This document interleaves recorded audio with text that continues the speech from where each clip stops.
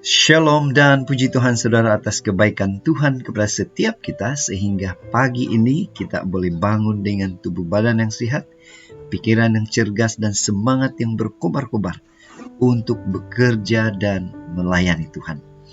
Untuk memulai renungan kita pagi ini saudara, mari kita tunduk kepala dan kita berdoa.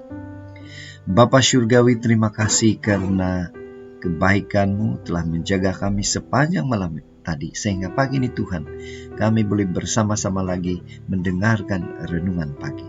Dalam nama Yesus kami sudah berdoa. Amin. Saudara dan saudari yang dikasihi dalam Kristus, tajuk renungan kita pada hari ini ialah Firman Tuhan, terapi yang terbaik. Bagaimana firman Tuhan ini boleh menjadi terapi yang terbaik? Mari kita baca di dalam 1 Tesalonika sebagai ayat inti kita, 5 ayat 16 sehingga 18, yang mengatakan demikian. Bersukacitalah senantiasa, tetaplah berdoa, ucapkanlah syukur dalam segala hal, sebab itulah yang dikehendaki Allah di dalam Kristus Yesus bagi kamu. Saudara, jadi pertanyaan kepada kita ialah, bagaimana firman Tuhan itu boleh menjadi terapi yang terbaik untuk kita? Apakah juga saudara merasa demikian?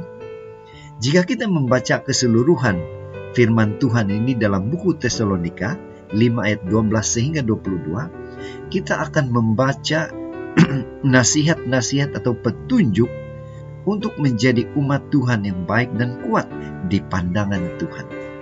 Nah saudara, mari kita mengambil waktu untuk membacanya. Seterusnya saudara, mari kita juga mendengar satu ilustrasi.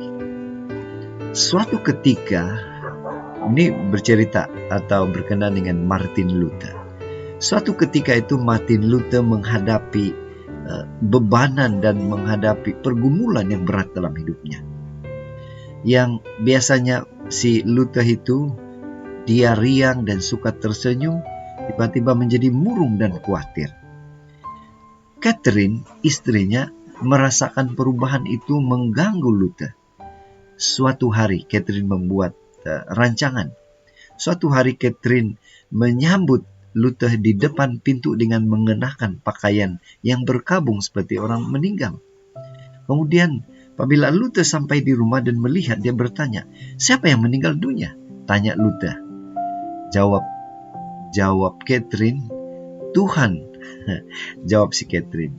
Kemudian Luther berkata, "Bodoh kamu," sahut Luther. "Betul bah?"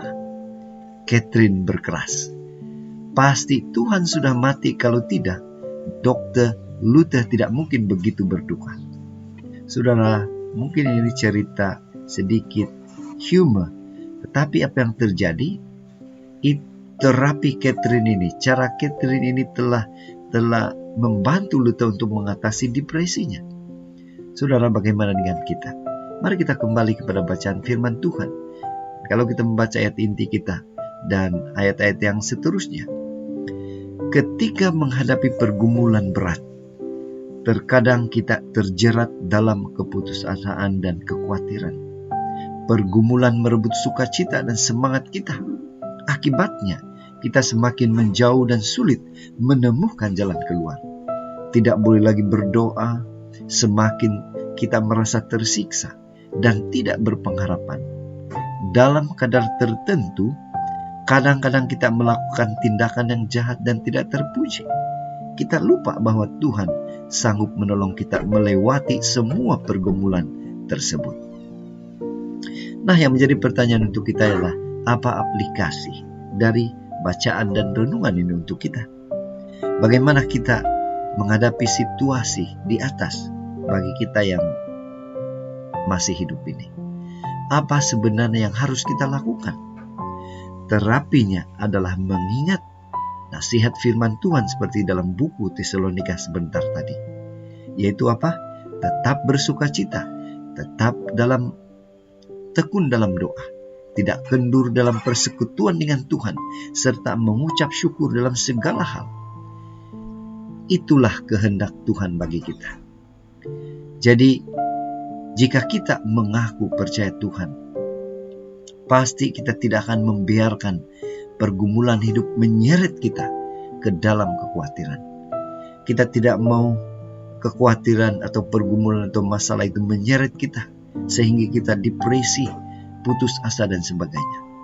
Namun hari ini kita dikuatkan. Melalui terapi firman Tuhan, kita akan dikuatkan untuk tetap tegar, tetap semangat, dan tetap bersukacita. Oleh sebab itu saudara, pada pagi ini, mari kita ingatkan diri kita bahwa kita mempunyai Tuhan yang luar biasa. Kita mempunyai Tuhan yang pasti mendengar akan keperluan kita. Kita percaya Tuhan pasti boleh memelihara kita. Yang penting kita tetap mengingat nasihat Tuhan dan mempraktikkan apa yang Tuhan sudah berikan kepada kita. Inilah doa dan harapan kita saudara, dan mari kita bersyukur kepada Tuhan. Mari kita berterima kasih, mari kita berserah, karena pastinya kita akan dimampukan, kita akan dikuatkan dalam kehidupan kita menghadapi apapun situasi. Yang penting kita ingat dan mempraktikkan firman Tuhan itu.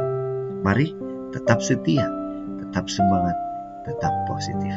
Tuhan memberkati. Mari kita berdoa.